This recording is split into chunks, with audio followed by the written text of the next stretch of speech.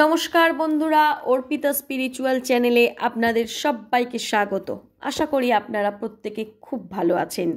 বন্ধুরা, আগামীকাল 17ই সেপ্টেম্বর হলো আশ্বিন মাসের প্রথম একাদশী। আর আশ্বিন মাসের কৃষ্ণপক্ষের এই একাদশীর নাম হলো ইন্দিরা একাদশী। পিতৃপক্ষের এই একাদশী কিন্তু বিশেষ ফলদায়ক। যেহেতু ইন্দিরা একাদশী পিতৃপক্ষে পড়ে এবং কৃষ্ণপক্ষেই পড়ে, তাহলে পূর্বপুরুষদের জন্য উৎসর্গীকৃত পাক্ষিক এই একাদশীকে একাদশী শ্রাদ্ধ বলা হয়। ইন্দিরা একাদশীর উপবাস করলে সেই ব্যক্তির পূর্বপুরুষরা যদি কর্ম বিপাকের কারণে অধঃপতিত হয়ে নিম্ন যোনি লাভ করেন, সেই পূর্বপুরুষদেরও উত্তম গতি লাভ হয়, মোক্ষ লাভ করে এবং নবজীবন লাভ করে। হ্যাঁ বন্ধুরা, আগামীকাল এই যে ইন্দিরা একাদশী, সেই একাদশী আপনারা অবশ্যই পালন করুন। আজ আমি আমার এই ভিডিওতে ইন্দিরা একাদশীর মাহাত্ম্য, ব্রতকথা এবং সংকল্প মন্ত্র, তার সাথে পারণ মন্ত্র আপনাদেরকে বলে দেব। আপনারা অবশ্যই যারা একাদশী ব্রত পালন করবেন, তারা ব্রতের শেষে ইন্দিরা একাদশীর ব্রতকথা শ্রবণ করবেন। তাহলে দেখবেন যে আপনার পিতৃপুরুষেরা সমস্ত নিম্ন যোনি থেকে উচ্চ যোনিতে তারা জন্ম লাভ করবে। তাদের জীবনের সমস্ত পাপ কেটে গিয়ে নারায়ণের চরণে তারা ঠাঁই পাবে। তো বন্ধুরা, মূল ভিডিও চলুন শুরু করা যাক। আমি প্রথমে ইন্দিরা একাদশীর ব্রত কথা দিয়ে শুরু করব। মহারাজ যুধিষ্ঠির বললেন, হে মধুসূদন, আশ্বিন মাসের কৃষ্ণপক্ষিয়া একাদশীর কি নাম তা আমাকে কৃপা করে বলুন। শ্রীকৃষ্ণ বললেন, হে রাজন, আশ্বিন মাসের একাদশী ইন্দিরা একাদশী নামে পরিচিত। এই ব্রত প্রভাবে মহাপাপ বিনষ্ট হয়, এমনকি কর্ম বিপাকে যারা নিম্ন যোনি লাভ করেছেন, সেই পূর্বপুরুষদেরও উত্তম গতি লাভ হয়। এই একাদশীর মাহাত্ম্য শোনা মাত্রই সামবেদীয় যজ্ঞ ফল প্রাপ্ত হওয়া যায়। হে রাজন, মাহিষ্মতি নগরে ইন্দ্রসেন নামে এক প্রসিদ্ধ রাজা ছিলেন। ধর্মবিধি অনুসারে রাজ্য পালনে তিনি বিশেষ খ্যাতি সম্পন্ন ছিলেন। তার বিপুল ধনসম্পত্তি ছিল। পুত্র পৌত্রাদি সহ তিনি সুখে রাজ্য পরিচালনা করতেন এবং বিষ্ণু ভক্তি পরায়ণ সেই রাজা নিরন্তর শ্রী গোবিন্দ নামে সবসময় মগ্ন থাকতেন। একদিন রাজা সুখে রাজসভায় বসে আছেন। এমন সময় দেবর্ষি নারদ স্বর্গ থেকে সেই রাজসভাতে গিয়ে উপস্থিত হলেন। তাকে দর্শন করে রাজা হাত জোর করে উঠে দাঁড়ালেন এবং দণ্ডবৎ প্রণাম করে মুনিকে আসন, পাদ্য, অর্ঘ্য আদি ষোড়শ উপচারে পূজা নিবেদন করলেন। তারপর বললেন, হে মুনিবর, আপনার দর্শন মাত্র আমার যাবতীয় যোগ্য ফল লাভ হয়েছে। এখন আপনার আগমনের কারণ জানিয়ে আমাকে কৃতার্থ করুন। দেবশ্রী নারদ বললেন, হে মহারাজ, অতি বিস্ময়কর এক কথা শ্রবণ করুন। আমি এক সময় যমলোকে গিয়েছিলাম। সেখানে যমরাজের সভায় বহু পুণ্যকারী আপনার পিতাকে দেখলাম। ব্রতভঙ্গ পাপে তাকে সেখানে যেতে হয়েছে। হে রাজন, আপনার পিতা যে সংবাদ প্রেরণ করেছেন, আমি এখন তা আপনাকে বলছি। তিনি বললেন, হে ঋষিবর, মাহিষ্মতির ইন্দ্রসেন রাজা আমার একমাত্র পুত্র। তাকে বলবেন যে আমি বহু পুণ্য অনুষ্ঠান করলেও কোনো কারণবশত জমালয়ে আসতে বাধ্য হয়েছি, আপনি কৃপা করে তাকে সর্বপাপনাশক ইন্দিরা একাদশী ব্রত পালন করতে বলবেন এবং সেই ব্রত প্রভাবে আমি নিষ্পাপ হয়ে স্বর্গলোকে যেতে সমর্থ হব। এই কথা জানবার জন্যই আমার আগমন।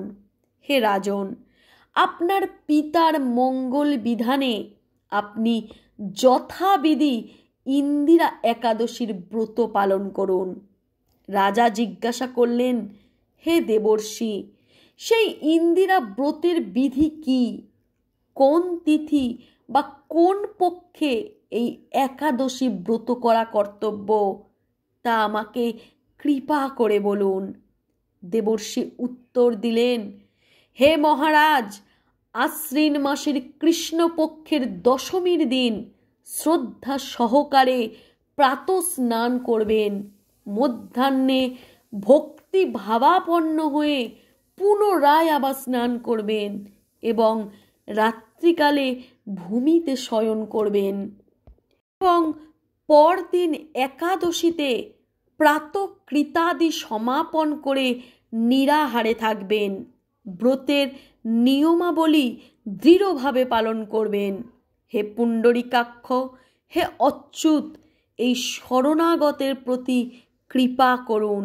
এইভাবে শ্রদ্ধা সহকারে শালগ্রাম পূজা করে পিতার উদ্দেশ্যে ব্রতের ফল অর্পণ করবেন। দ্বাদশীর দিন সকালে ভক্তি ভরে শ্রী গোবিন্দের পূজা করে ব্রাহ্মণ ভোজন করিয়ে অবশেষে নিজে মহাপ্রসাদ গ্রহণ করবেন। হে রাজন, বিধি অনুসারে শ্রীহরি ও ভক্তদের অর্চন করলে আপনার পিতৃবর্গ মুক্তি লাভ করে শীঘ্রই বৈকুণ্ঠে গমন করবেন। রাজাকে এই উপদেশ দিয়ে দেবর্ষি নারদ প্রস্থান করলেন স্বর্গলোকের উদ্দেশ্যে। রাজা ইন্দ্রসেন মুনিবরের উপদেশ অনুসারে পুত্র পরিজন সহ ভক্তি সহকারে এই ইন্দিরা একাদশীর ব্রত অনুষ্ঠান করলেন। তখন দেবলোক থেকে পুষ্প বৃষ্টি হতে থাকলো এবং তার পিতা সমস্ত পাপ থেকে মুক্তি পেয়ে জমালয় ত্যাগ করে বিষ্ণু লোকে গমন করলেন। তারপর রাজা ইন্দ্রসেন নিজ পুত্রকে রাজ্যভার অর্পণ করে নিজেও বিষ্ণু লোকে বিষ্ণুর চরণে আশ্রয় নিলেন। এই ইন্দিরা একাদশীর মাহাত্ম্য পাঠে, ব্রত পাঠে ও শ্রবণে সকল মানুষ পাপ মুক্ত হয়ে বিষ্ণু লোকে গমন করেন। তাই এই ইন্দিরা একাদশীর মাহাত্ম্য পাঠে ও শ্রবণে সকল মানুষ পাপ মুক্ত হয়ে যায়। তাই বন্ধুরা, আপনারা আগামীকাল একাদশীতে অবশ্যই ইন্দিরা একাদশীর ব্রত কথা শ্রবণ করুন, যাতে আপনার পূর্বপুরুষেরা সমস্ত পাপ থেকে মুক্ত হয়ে বিষ্ণু লোকে গমন করতে পারেন। বন্ধুরা, এরপর আলোচনা করব ইন্দিরা একাদশীর সংকল্প মন্ত্র নিয়ে, পারণ মন্ত্র নিয়ে। কোন মন্ত্র আপনি বলে এই ইন্দিরা একাদশীর ব্রত শুরু করবেন। মনে রাখবেন, একাদশীর দিন ভোরে অর্থাৎ ব্রহ্ম মুহূর্তে শয্যা ত্যাগ করে স্নান সেরে শুচি শুদ্ধ হয়ে শ্রীহরির মঙ্গল আরতিতে অংশগ্রহণ করতে হবে। তারপর শ্রীহরির পাদপদ্মে প্রার্থনা করতে হয়, হে কৃষ্ণ, আজ যেন এই মঙ্গলময়ী পবিত্র ইন্দিরা একাদশী সুন্দরভাবে পালন করতে পারি। আপনি আমাকে কৃপা করুন। ভগবান শ্রীকৃষ্ণের সম্মুখে অবশ্যই সংকল্প মন্ত্র পাঠ করে এই সংকল্প নিতে হবে। তো বন্ধুরা, আপনারা অবশ্যই এই ইন্দিরা একাদশীর সংকল্প মন্ত্র শ্রবণ করুন এবং এই মন্ত্র উচ্চারণ করেই তবে আপনারা সংকল্প নেবেন। সেই সংকল্প মন্ত্র হলো একাদশম নিরাহারা স্থিত অহম অপরেহ হনি ভক্ষামি পুণ্ডরিকাক্ষ শরণম মে ভবাচ্যুত। এই মন্ত্রটি আপনি 3 বার উচ্চারণ করবেন এবং এই মন্ত্রের বাংলা কথা হলো, হে পুণ্ডরিকাক্ষ, হে অচ্যুত, একাদশীর দিন উপবাস থেকে এই ব্রত পালনের উদ্দেশ্যে আমি আপনার শরণাপন্ন হচ্ছি, আপনি আমাকে কৃপা করুন। তো বন্ধুরা, আপনারা জানতে পারলেন ইন্দিরা একাদশীর সংকল্প মন্ত্র কি। এরপর আলোচনা করব আপনি ইন্দিরা একাদশী পালনের পর কোন মন্ত্র অর্থাৎ পারণ মন্ত্র উচ্চারণ করে তবে আপনি ইন্দিরা একাদশীর ব্রত উদযাপন করবেন এবং শেষ করবেন। তাহলে শুনে নিন যে সেই ইন্দিরা একাদশীর পারণ মন্ত্র কি। ওম অজ্ঞানং তিমিরং ধস্য ব্রতে নানেন কেশব প্রসিদ সম্মুখ নাথ জ্ঞান দৃষ্টি প্রদহ ভব। অর্থাৎ এই মন্ত্রটি আপনি 3 বার উচ্চারণ করার পরে একাদশীর ব্রত শেষ করবেন এবং এই মন্ত্রের বাংলা অর্থ হলো, হে কেশব, আমি অজ্ঞানরূপ অন্ধকারে নিমজ্জিত আছি। হে নাথ, এই ব্রত দ্বারা আমার প্রতি প্রসন্ন হয়ে আমাকে জ্ঞান চক্ষু প্রদান করুন। একাদশীর ব্রত পালনের প্রকৃত উদ্দেশ্য কেবল উপবাস করা নয়, নিরন্তর শ্রী ভগবানের স্মরণ, মনন ও শ্রবণ কীর্তনের মাধ্যমে একাদশীর দিন অতিবাহিত করতে হয় এবং তার সাথে এই একাদশীর দিন পরনিন্দা, পরচর্চা, মিথ্যা ভাষণ, ক্রোধ, দুরাচারী এবং স্ত্রী সহবাস সম্পূর্ণরূপে নিষিদ্ধ। তাই বন্ধুরা, আপনারা এই একাদশীর দিনটি অত্যন্ত নিয়ম মেনে পালন করার চেষ্টা করুন। বন্ধুরা, এইবার আমি আলোচনা করব এই ইন্দিরা একাদশীর মাহাত্ম্য নিয়ে। এই ইন্দিরা একাদশী পালন করলে আপনি কি ফল লাভ করবেন।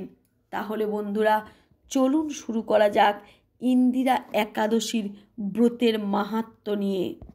আশ্বিন মাসে মূলত 2টি একাদশী পড়ে। একটি হচ্ছে ইন্দিরা একাদশী ও অন্যটি হচ্ছে পাপাঙ্কুশা একাদশী। আর আজ পড়েছে ইন্দিরা একাদশী। এই ইন্দিরা একাদশীর উপবাস করলে সেই ব্যক্তির পূর্বপুরুষেরা যদি কর্ম বিপাকের কারণে অধঃপতিত হয়ে নিম্ন যোনি লাভ করে, সেই পূর্বপুরুষদের উত্তম গতি লাভ হয়, মোক্ষ লাভ করে এবং নবজীবন লাভ করে। তৃতীয়ত, ইন্দিরা একাদশী তিথিতে ভগবানের আরাধনা, পূজা অর্চনা করলে উপবাসকারী শ্রীহরি বিষ্ণুর আশীর্বাদ লাভ করেন এবং তার সমস্ত মনোবাঞ্ছা পূরণ হয়। তৃতীয়ত, ইন্দিরা একাদশী তিথি হল সর্বপাপ বিনাশিনী। যিনি শ্রীহরির অর্চনের নিষ্ঠা সহকারে এই ব্রত পালন করেন, তিনি সর্বপাপ মুক্ত হন এবং তিনি শ্রীহরির চরণে ভক্তি লাভ করে অবশেষে দিব্য ধামে গমন করেন। চতুর্থত, ইন্দিরা একাদশী ব্রত পাঠ ও শ্রবণে সামবেদীয় যজ্ঞের ফল লাভ হয়। শুধু তাই নয়, এই ইন্দিরা একাদশীর মাহাত্ম্য পাঠ ও শ্রবণে মানুষ সকল পাপ মুক্ত হয়ে বিষ্ণু লোক প্রাপ্ত হয়।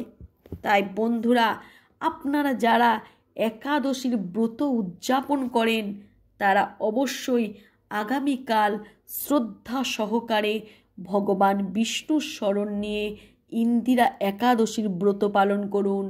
তার সাথে ইন্দিরা একাদশীর সংকল্প মন্ত্র উচ্চারণ করুন, পারণ মন্ত্র উচ্চারণ করুন এবং অবশ্যই ইন্দিরা একাদশী চলাকালীন ইন্দিরা একাদশীর ব্রত কথা শ্রবণ করুন। তবেই আপনার উপবাস, আপনার ব্রত সম্পূর্ণরূপে ক্রিয়া করবে। তো বন্ধুরা, আজকে আমার এই ভিডিওটি কেমন লাগলো অবশ্যই কমেন্ট করে জানাবেন। আর যারা নতুন তারা আমার চ্যানেলে সাবস্ক্রাইব করে আমার চ্যানেলের সাথে জুড়ে থাকবেন। নমস্কার।